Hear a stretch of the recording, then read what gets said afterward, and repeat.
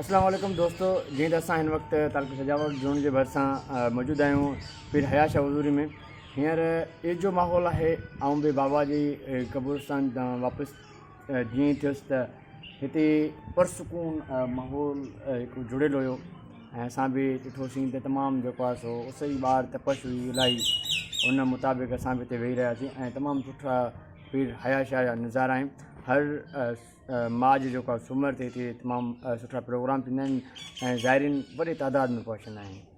उन हवाले सां असां बि हिन पुरसुकून माहौल जो लुत्फ़ पिया वठूं ऐं अव्हांखे पाण सां गॾु ॻंढियोसीं ऐं अॻिते बि तव्हांखे मुकमल नज़ारा ॾेखारींदासीं।